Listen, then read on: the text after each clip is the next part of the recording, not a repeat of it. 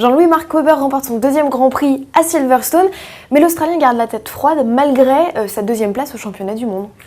Oui, il a de quoi garder la tête froide parce que tout d'abord, Fernando Alonso et Ferrari, ça représente tout de même une entité qui est extrêmement dévastatrice. S'ils ne gagnent pas les courses, ils sont en deuxième ou troisième position. Et Fernando, il est en tête du championnat du monde. Donc, il faut garder la tête froide parce que la Red Bull Renault n'est pas toujours à son meilleur état de forme. Ça, c'est la première chose.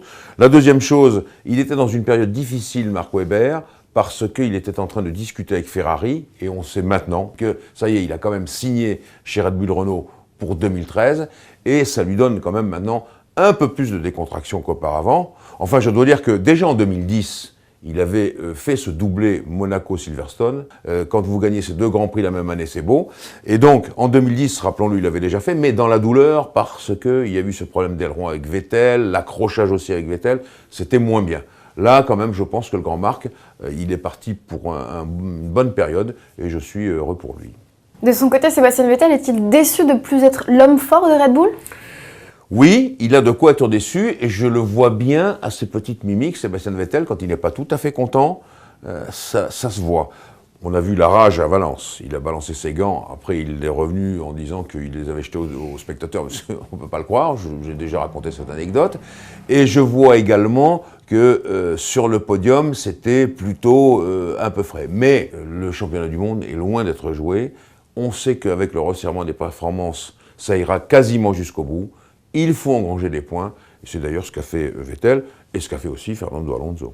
À propos de Fernando, justement, il se fait ravir la victoire à 5 tours de la fin à cause de ses pneumatiques. Alors, vu l'expérience accumulée depuis le début de la saison, est-ce qu'on ne pouvait pas prévoir cette dégradation ?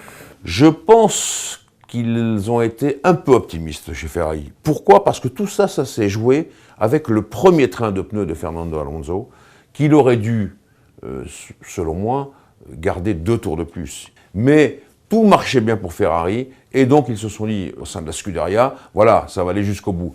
Ça n'a pas été jusqu'au bout. C'est la météo qui a joué contre tout cela. On va certainement parler de McLaren tout à l'heure. Là, Fernando, il avait aussi des réglages moitié sec, moitié pluie. Et quand vous faites des réglages pluie, il ne suffit pas seulement de braquer les ailerons, il faut aussi adopter des réglages mécaniques d'adhérence, et ça influe terriblement sur l'usure des pneus. C'est ce qui est arrivé à Fernando. Mais Fernando, il ne s'est pas battu jusqu'au bout. Pour la simple et bonne raison, c'est qu'à Silverstone, on ne peut pas vraiment empêcher quelqu'un de passer. Et deuxièmement, lui aussi, il marque les points au championnat du monde, et c'est ce qui est important pour lui, puisqu'il est toujours en tête du classement pour l'instant. Felipe Massa est 4e, une excellente performance pour le pilote brésilien qui engrange un maximum de points, plus qu'en 8 Grands Prix réunis. Est-ce que c'était indispensable pour lui pour conserver son baquet ? Il doit faire mieux, on le dit depuis le début. Et là, je pense que depuis Monaco, on voit un autre Felipe Massa. Qu'est-ce qui s'est passé ? Je n'en sais rien, je le saurai sans doute un jour. Mais quelque chose a changé, ça y est. Il est redevenu le petit Felipe, la petite boule de nerf qu'on connaissait. Ça va de mieux en mieux. Silverstone, c'est un circuit où pour faire ses preuves, il faut quand même avoir du cran et de la bravoure. Il est là aussi. Moi, je l'ai trouvé très bien. Allez, encore un petit peu de progrès et il peut revenir au Massa que nous avons connu jusqu'à son accident. C'est ce que je lui souhaite en tout cas, mais il est dans la courbe ascendante. Nouvelle déconvenue, Jean-Louis, pour Hamilton, Button et McLaren qui avaient eux misé sur des réglages pluie. Alors, est-ce que l'équipe va trouver une solution ou en tout cas va réagir, sachant que Lotus, ça y est, lui a piqué sa 3e place au championnat constructeur ? Oui, ça c'est grave pour McLaren Mercedes parce que, je le répète, leur méthode de management, financier notamment, c'est de briller au classement du championnat du monde des constructeurs qui, je le rappelle, rapportent les primes à la fin de la saison et les grosses primes. La deuxième chose, je vous trouve gentil avec McLaren, Géraldine, parce que pour moi c'est une contre-performance. Ne pas avoir prévu le sec, on ne peut pas leur en vouloir, bien entendu. Vous l'avez dit vous-même, les réglages pluie étaient adoptés, mais les voitures réglées au maximum pour la pluie, c'était trop. Il fallait trouver quelque chose de mitoyen. On n'est jamais sûr du lendemain, vraiment. Surtout à Silverstone, et le vent a balayé les nuages, et on a eu une piste sèche. Et aucun des deux pilotes n'a pu vraiment briller, et Hamilton l'a bien compris, il a fait un petit donut à la fin pour les spectateurs. Toutes les tribunes étaient couvertes de panneaux d'oriflammes pour Hamilton et Button. C'est l'équipe de Grande-Bretagne par excellence, McLaren. Et ça n'a pas fonctionné. Et voilà, ils étaient très déçus. Et je pense qu'ils ont été trop loin dans ces réglages pluie, je le répète, qui ont littéralement décimé les pneus. Nico Rosberg, 15e, Michael Schumacher, 7e. Les deux se plaignent un peu de leur voiture. On attend des réglages pour Hockenheim. Est-ce que c'est la solution miracle?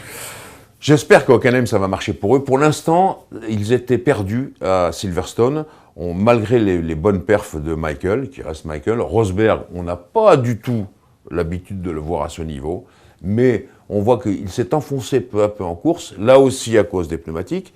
Et pour une fois, je dois le dire, je ne crois pas que les pneumatiques soient en cause. C'est les plus durs de Pirelli.